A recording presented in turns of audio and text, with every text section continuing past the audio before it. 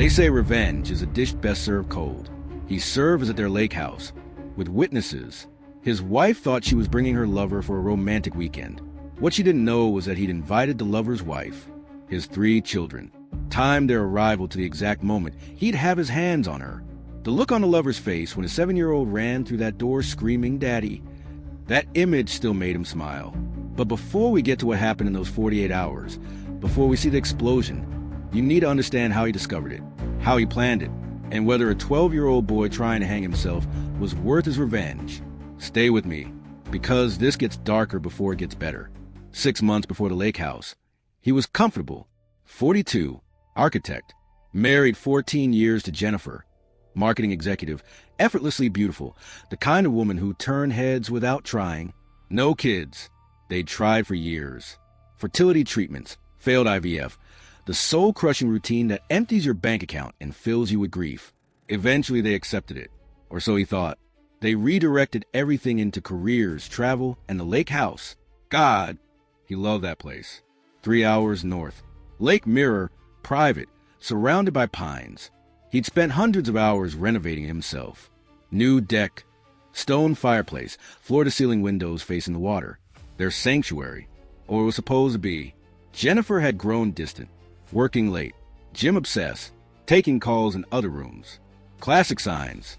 But here's the thing about trust. When you cried together through miscarriages, when you build a life, you don't jump to infidelity. You rationalize. You blame work stress. You call yourself paranoid. He told himself all those things. Until September 23rd, 11:47 p.m. He was lying in bed, unable to sleep, watching the ceiling clock change. Jennifer had been in the shower 30 minutes. Unusual. Her phone lit up on the nightstand. He wasn't snooping. The screen was facing up. Can't wait for this weekend. Tell him you're going to the conference. From his Saha work, you know that feeling when ice water fills your veins before your brain understands why. He picked up the phone. No passcode. Why would there be? They trusted each other. He opened the thread. Imagine walking through a door you've used 1,000 times. Except this time the room beyond is completely different. Wrong furniture. Wrong walls. Everything you knew, just wrong. That's what reading those messages felt like. I wish I could wake up next to you every morning. He doesn't look at me the way you do. I think I'm falling in love with you. That last one from Jennifer. There were photos. Him with his arm around her at a hotel. Her leaning against him on their deck. The lake house deck he'd built with his own hands. She brought him there. The shower stopped. 90 seconds before she came out. His mind was fragmenting. Part of him wanted to scream, throw the phone, confront her immediately. But a colder part told him to wait, to think, to plan. He scrolled quickly, looking for details, trying to understand the scope. Then he found it. I told him I'm going to the marketing conference in Portland this weekend. Friday through Sunday at the lake house. Just us. I've been dreaming about this. This weekend. 3 days away. Jennifer stepped out, towel wrapped, hair damp. "Hey," she said, smiling. "You're still awake?"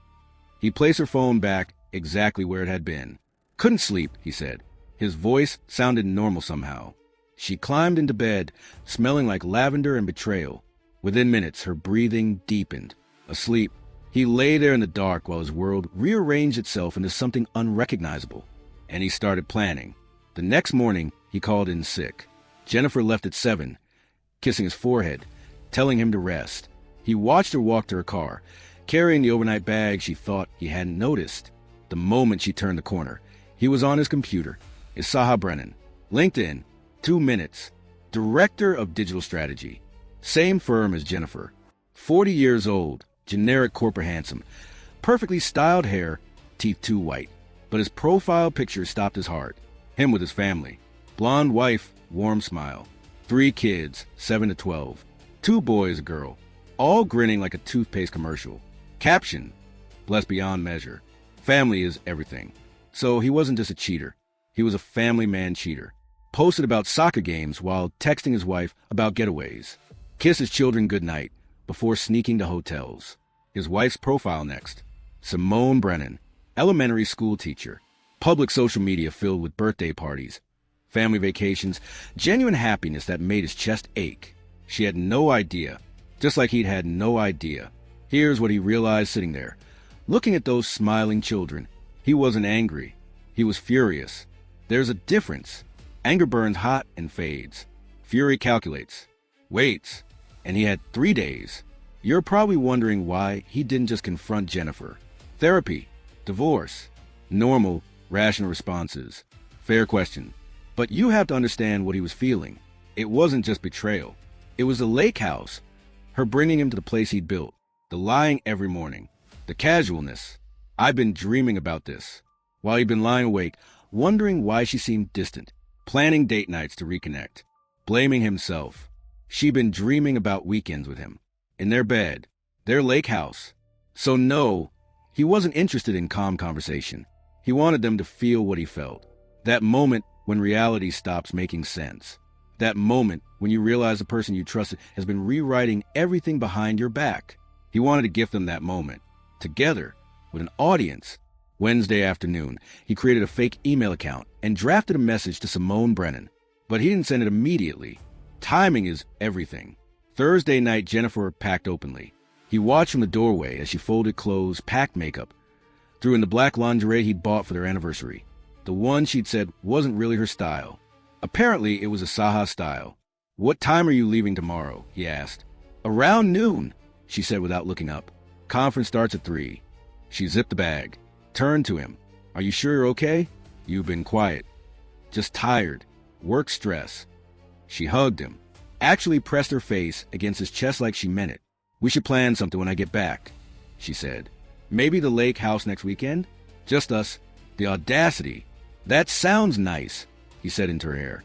And he meant it, because they were definitely going to the lake house this weekend. All of them. Friday morning, 6:15 a.m. He'd been awake for hours, mind running through every detail. He opened his laptop and sent the email. "Simone, you don't know me, but I need to tell you something about your husband, Isaha. I've struggled with whether to send this, but you deserve the truth. Isaha is having an affair with a woman named Jennifer Harper, his colleague, this weekend. He's told you he's on a business trip. He's not. He's going to Lake House 3 hours north with Jennifer, Friday through Sunday. I know this is devastating. Jennifer is my wife.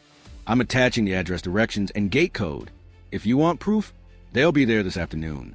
I'm sending screenshots of their messages. I'm not asking you to confront them. I just thought you should know. I'm sorry. I wish neither of us had to go through this. A fellow victim." He attached screenshots, cropped carefully, just enough to prove it was real. Then the lake house address.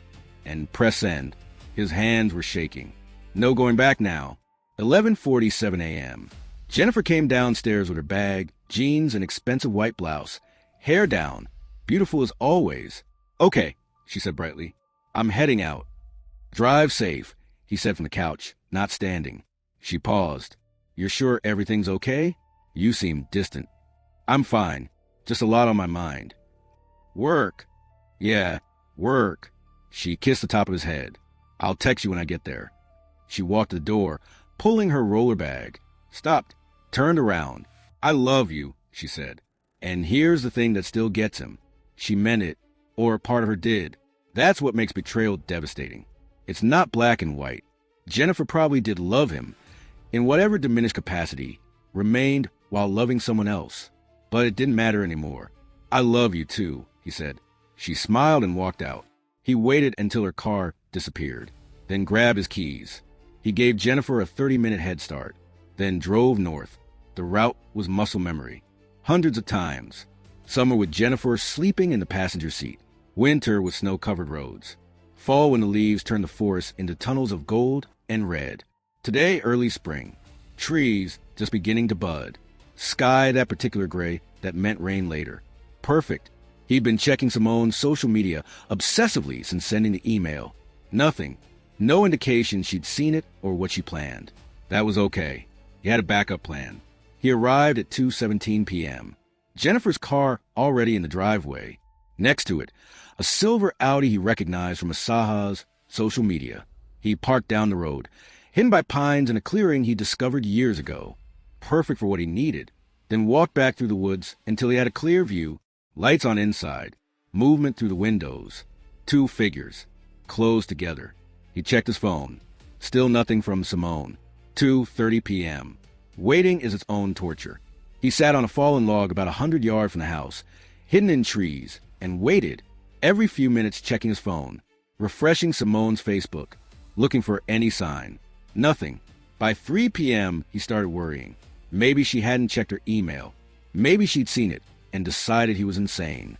Through the windows, he could see them in the living room, laughing, his arm around her. They looked happy. Made him want to vomit.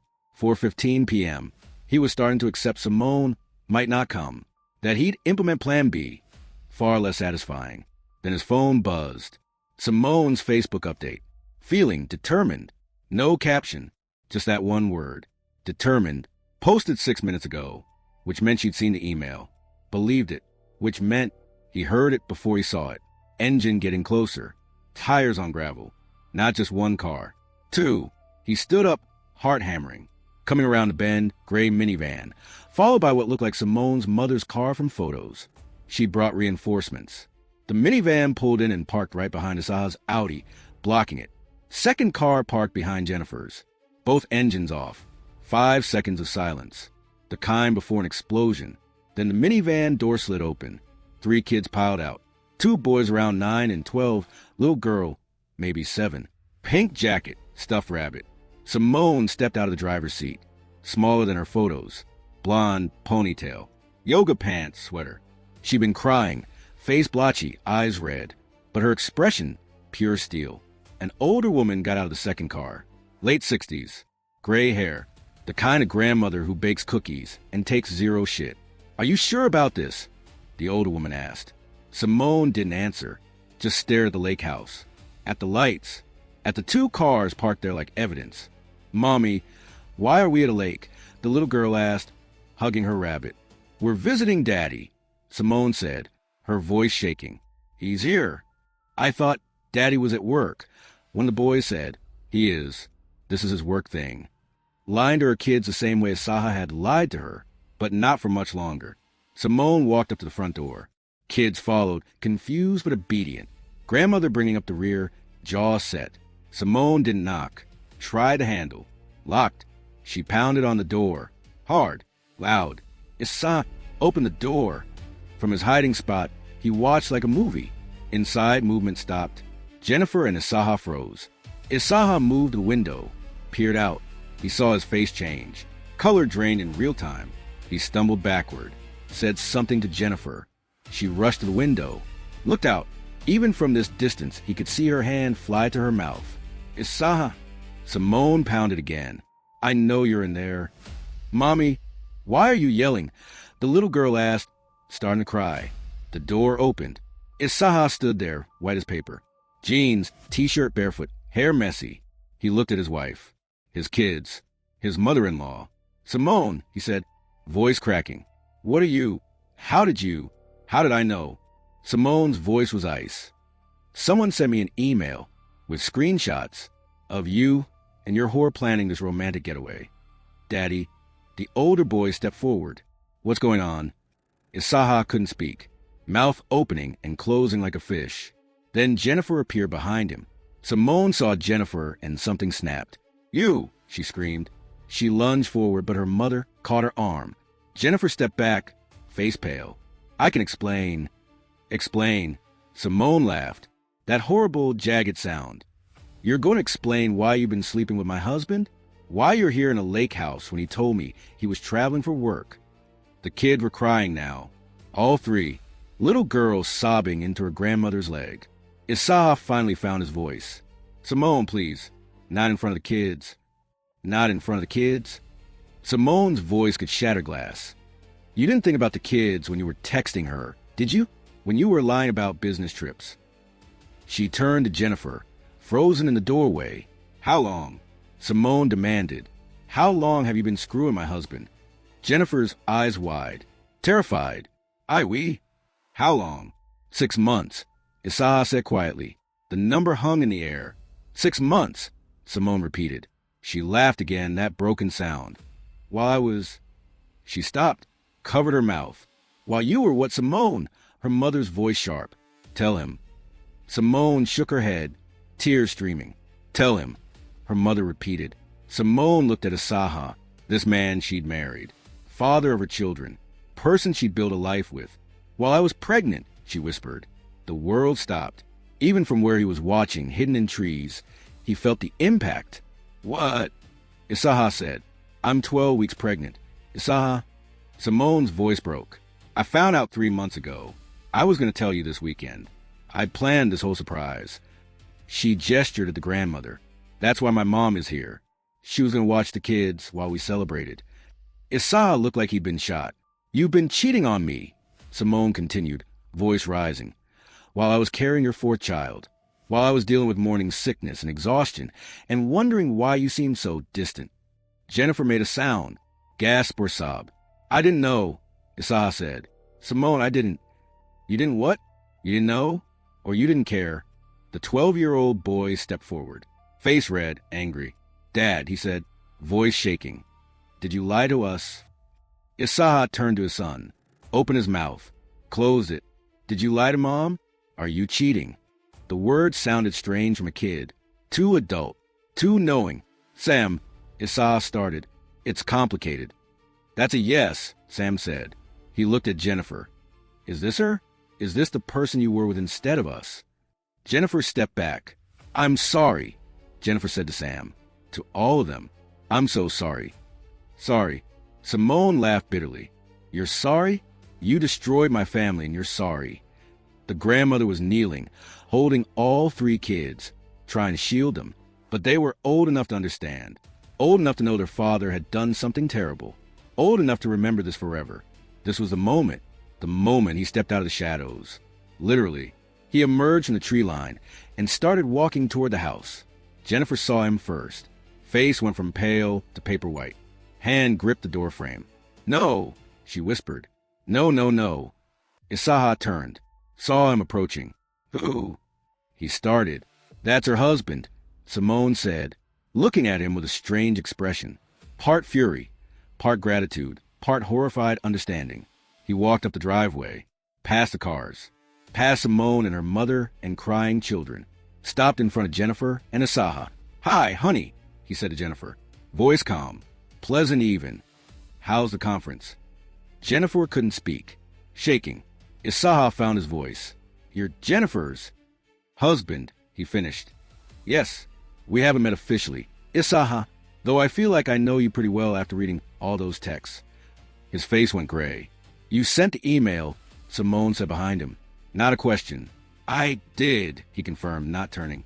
I figured you deserved to know what your husband was really doing this weekend. How long have you known? Simone asked. 3 days. Found out Monday night. And you planned this? Awe in her voice. Maybe a little fear. I did. He looked at Isaha and Jennifer. I wanted them to feel what we felt. That moment when reality breaks. When you realize the person you trusted has been lying to your face. Jennifer finally found her voice. How could you do this? He stared at his wife. This woman he'd spent 14 years loving, who he'd held through miscarriages and promotions and losses and victories. How could I? Jennifer, you brought him to our lake house, the one I built. You slept with him in our bed. You lied to me every single day for 6 months. I was going to tell you. When? Before or after this romantic weekend getaway? She flinched. He turned to Isaha. And you, pregnant wife at home, 3 kids, and you're here playing house with my wife. It wasn't. He started. Wasn't what? Wasn't serious? Wasn't supposed to hurt anyone. He stepped closer. Look around, Isaha. Look at your kids. Look at your pregnant wife. Does this look like it didn't hurt anyone? Sam staring at his father with disgust and betrayal. Younger boy crying. Little girl clutching her rabbit, eyes wide and confused. You did that, he said to Isaha. Not me. You. Simone moved beside him. Strange united front. Betrayed spouses facing their partners. I want a divorce, Simone said clearly. I'm taking the kids. You're not fighting me on custody. You're not contesting anything. Because if you do, I will make sure every single person in your life knows exactly what you did. Isaha's face crumpled. Simone, please. I'm serious. Isaha, sign the papers. Give me full custody. Stay away from us until I decide the kids are ready to see you. You can't keep me from my kids. Watch me. Her voice steel. You broke this family. You don't get to make demands. She turned to her mother. Mom, take the kids to the car. We're leaving. Grandmother nodded, herding 3 crying children back to the minivan. Sam looked back once at his father, face twisted with hurt, then climbed inside. Simone watched her kids disappear, then turned back to Isaha one last time. You know what the worst part is? She said softly. I loved you, really loved you, even when things got hard, even when we were exhausted and broke and fighting about stupid things. I loved you. She touched her stomach, where that 12-week-old baby was growing. This baby deserved a father, a real one, not whatever you become. Isaha was crying now, openly. Simone, please, we can fix this. There's nothing to fix. You made your choice. She gestured at Jennifer. So, congratulations. You can have her. She walked past him, paused, turned back. Thank you, she said. I mean it. If you hadn't sent that email, I'd still be at home thinking my husband was away on business, wondering why he seemed distant, blaming myself. You're welcome, he said quietly. She nodded and walked to her car, her mother already pulling out with the minivan. Kids' faces pressed against windows. Simone followed. Both cars disappeared down the road, leaving only dust and silence. Isaha and Jennifer stood in the doorway of the lake house he'd built. He stood in the driveway. Long moment. Nobody spoke. What now? Jennifer finally said, voice small, broken. Now. He laughed. Hollow sound. Now you two get to figure out if this was worth it. Worth it. Isaha turned on him, grief morphing into defensive anger. You destroyed my family. I destroyed your family? He stepped toward him. You were screwing my wife for 6 months. You lied to your pregnant wife. You neglected your kids. But I'm the bad guy because I told the truth. He had no answer. He looked at Jennifer. Really looked, trying to find some trace of the woman he'd married. Did you ever love me? He asked her. Really? Jennifer's eyes filled with tears. Yes, of course I did. I still do. Don't. He held up a hand. Don't insult me. You don't cheat on someone for 6 months while still loving them. It's not that simple. It's exactly that simple, Jennifer. You made choices. Every day you made choices. To text him, to meet him, to lie to me. Those were choices. She was sobbing, hands covering her face. Isaha put his arm around her, protective, possessive, almost funny. You two deserve each other, he said. You really do, because now you get to build a relationship on a foundation of betrayal and lies. And every time you look at each other, you'll remember what you did to get here. He looked at the lake house one last time, the deck he'd built by hand, the windows he'd installed, the stone fireplace he'd spent 3 weeks perfecting, his sanctuary, his peace, the place Jennifer and he were supposed to grow old in. Now just a building, tainted, ruined. I'm keeping the house, he said to Jennifer. It's in my name. I built it. You're never setting foot here again. That's not fair. Fair? You want to talk about fair? You brought your lover to our bed, Jennifer, to the place I built for us. And you think you get a say in what happens to it now. She had no response. He started walking toward his car. Where are you going? Jennifer called. He stopped, turned around. Home. To start packing your things. We need to talk about this. No, we don't. We're done talking. You had 6 months to talk to me, to tell me you were unhappy, to ask for a divorce, to do literally anything except what you did. He looked at Isaha, then at Jennifer. Congratulations on your relationship. I hope it was worth it. And he walked away. Behind him, he heard Jennifer start crying again. Heard Isaha trying to comfort her, voice low and urgent. He didn't look back. 3 days later, he learned Isaha and Jennifer weren't together. Simone's mother called him. Probably Simone gave her his number. I thought you should know, she said. Isaha is trying to win Simone back, begging her to reconsider, saying it was all a mistake. He loves her and the kids. And, he asked, and Simone filed for divorce this morning. But here's the thing. Jennifer showed up at their house yesterday, wanted to talk to Isaha, saying they needed to figure things out. What happened? What happened? Simone answered the door and told her to get lost. Isaha apparently wants nothing to do with Jennifer now. Says it was just a fling. He never meant to leave his family. He laughed. Couldn't help it. So he's trying to salvage his marriage by throwing Jennifer under the bus? Exactly. Thought you want to know what kind of man your wife was willing to destroy her marriage for. He appreciated the call. After hanging up, he sat with that information. Isaha didn't want Jennifer. He just wanted the affair, the excitement, the ego boost of having two women. But when it cost him his family, suddenly Jennifer wasn't worth it. And Jennifer? She'd burned down her marriage for a man who'd already moved on. Ugly, sad poetry. But here's what he hadn't told anyone. Jennifer kept trying to contact him, kept showing up at the house, kept leaving notes and flowers, trying to force conversations. His lawyer told him to get a restraining order, but he was considering something else. His finger hovered over an email draft, the one with all the evidence. Messages timestamped during work hours, photos on company property, evidence of using business trips for their affair. Simple message to their HR and boss. This was it. Point of no return. Confronting them at the lake house had been personal revenge. Satisfying but private. This was different. This would destroy their careers. Professional reputations. Scorched earth. Was he really going to do this? He thought about Jennifer showing up at his house. The messages she kept sending. 6 months of lies. But something held him back. The sound of a 12-year-old's voice asking his father if he'd lied. He closed the email draft. Didn't send it. Maybe that would be going too far. Or maybe he was just tired. Thursday night, someone knocked on his door. He wasn't going to answer, but the knocking continued. Persistent, desperate, he opened it. Jennifer stood there looking terrible. Hair unwashed, dark circles, sweatpants and oversized hoodie. Can I come in? No, please. We need to talk. Against his better judgment, he stepped aside. She came in, wrapping her arms around herself like she was cold. They stood in the entryway. Talk, he said. She took a shaky breath. I've been in therapy since Saturday, every day, and I've been trying to understand why I did what I did. And, he prompted, and I think I was punishing you. He stared at her. Punishing me? For what? For not being sad enough. About the fertility stuff. About not having kids. You moved on. You said we'd be fine without children. But I wasn't fine. I was dying inside. You never told me. I shouldn't have had to tell you. Her voice rose. You should have seen it. So you cheated on me because I didn't read your mind? I cheated because I felt invisible.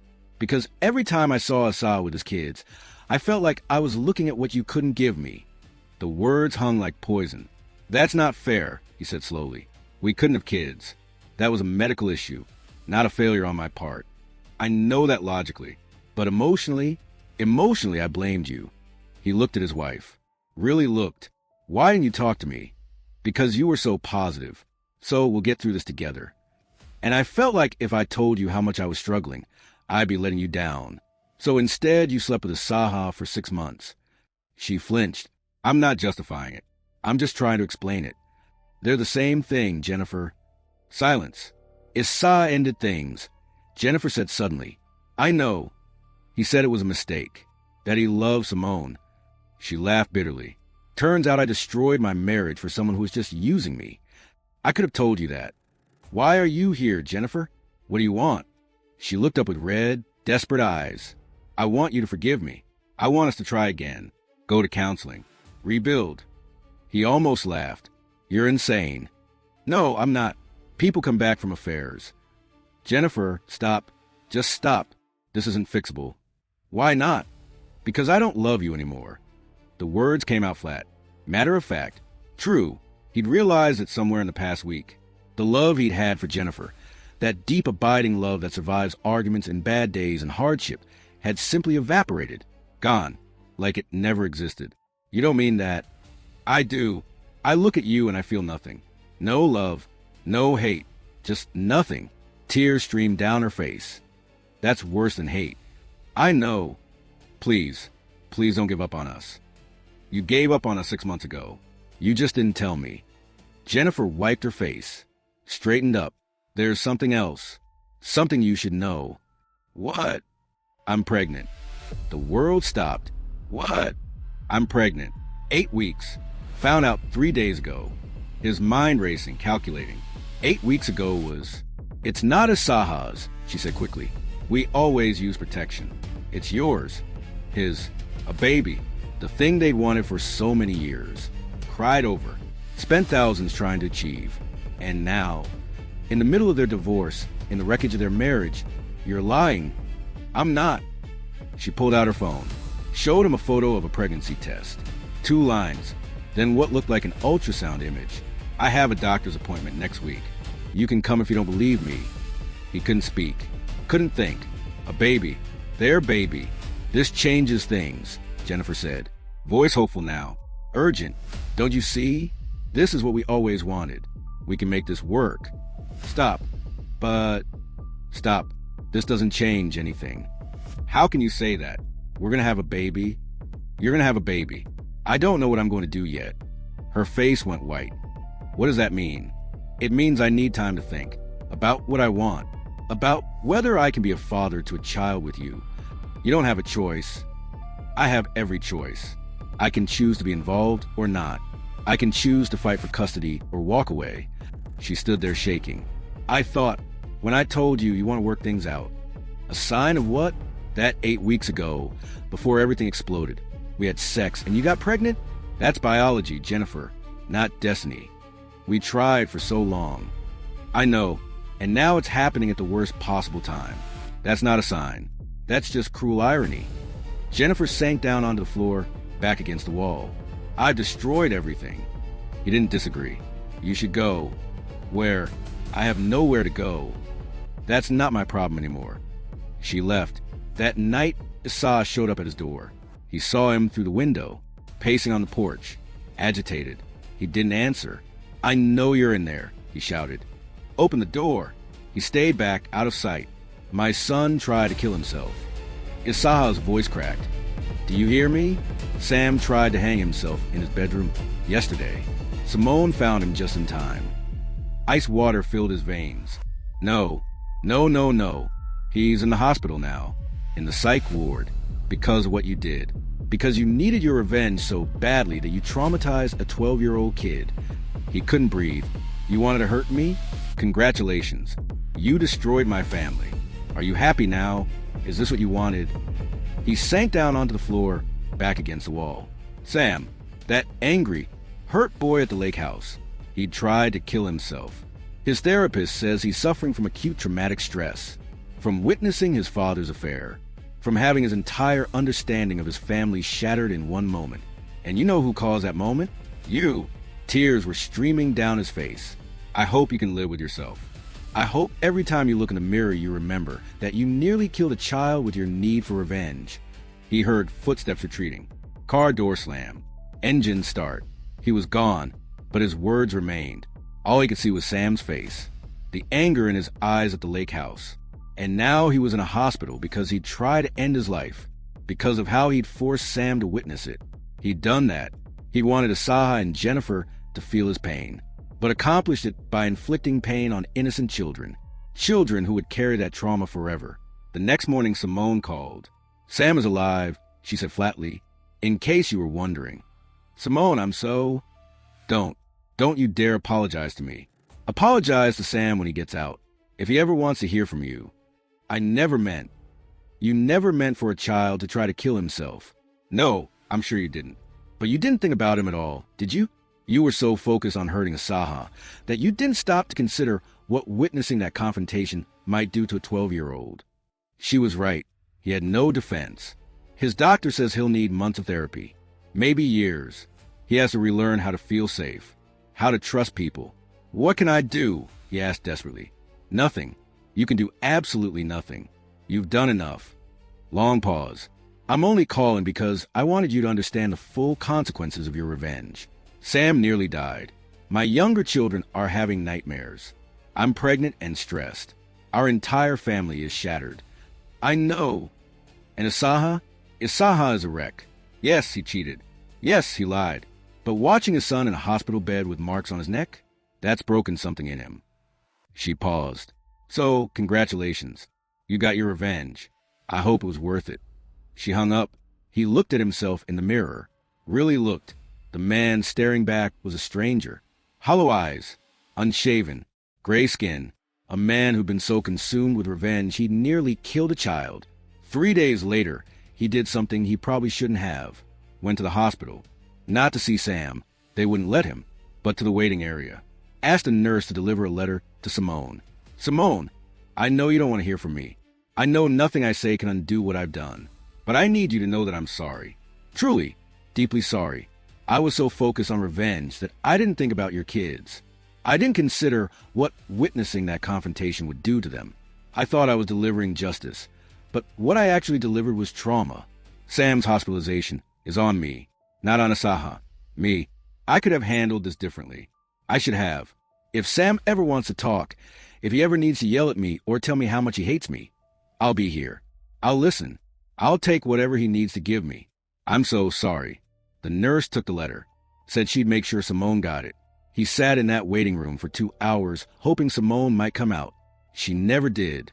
A week later, he got an email from Asaha. I heard you tried to reach out. Simone told me about your letter. I don't forgive you. I'm not sure I ever will. But I understand that you're trying to make things right. Sam is doing better. He's talking again.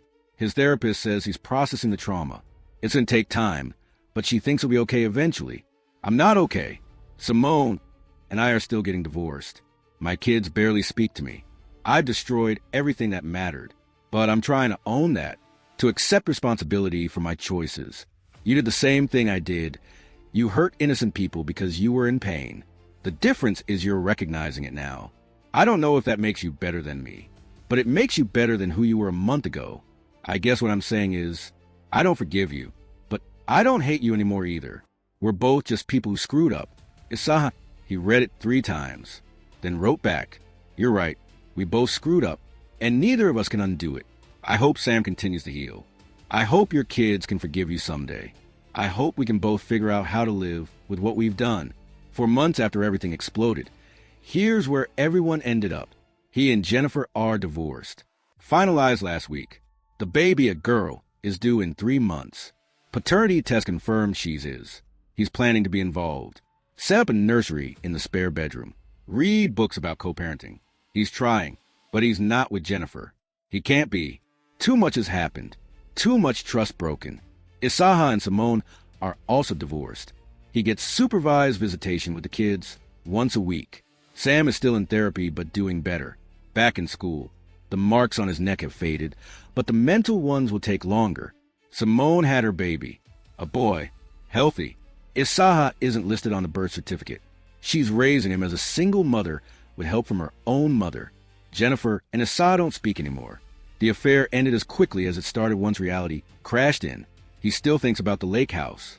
Sometimes he drives up there, sits on the deck he built, watches the water. It doesn't feel like it's anymore. Feels haunted by what Jennifer did there, by what he orchestrated there. He's thinking of selling it, starting over somewhere new, somewhere without ghosts. So that's the story. His wife brought her lover to their lake house. He arranged for the lover's wife and 3 kids to surprise him. He watched it all explode. He got his revenge. But revenge is a sword without a hilt. You can't wield it without cutting yourself. Simone's kids paid a price they didn't deserve. Sam almost paid with his life. Jennifer lost her career prospects and her marriage for an affair that meant nothing. Isaha lost his family and his self-respect. And him? He lost his marriage, his innocence, his belief that he was one of the good guys. Because the truth is there are no good guys in this story. Just hurt people hurting other people. And while that doesn't excuse what Jennifer and Isaha did, it doesn't excuse what he did either. Would he do it differently if he'd go back? Yes, absolutely yes. He'd still tell Simone. She deserved to know, but he'd tell her privately. Let her decide what to do with that information. He wouldn't stage a dramatic confrontation with the kids present, because revenge doesn't heal you. It just creates more wounds. The question he keeps asking himself, was he wrong? Not legally wrong. He didn't break any laws, but morally wrong, and he honestly doesn't know. Part of him still thinks Jennifer and Isaha deserved everything they got. They cheated. They lied. They destroyed 2 families for their own selfish pleasure. But another part of him, the part that can't stop thinking about Sam in that hospital, knows that he took it too far. That justice and revenge aren't the same thing. That hurting them didn't heal him. It just added to the total amount of pain in the world. And that's what he has to live with. So the question remains, was he wrong? Did Jennifer and Isaha deserve what they got? Or did it go too far? He's told you everything. The good, the bad, the ugly, the parts that make him look justified, and the parts that make him look like a monster. the full picture. And now he wants to know what you think. Because honestly, he doesn't know anymore. He just knows that revenge cost him more than he ever expected. And if he could undo it, not the revenge itself, but the way he executed it, he would, in a heartbeat. If you've made it this far, thank you for listening. If this story resonated with you, if it made you think about the cost of revenge or the complexity of betrayal, let us know. And remember, before you seek revenge, dig 2 graves, one for your enemy and one for yourself, because you'll both end up buried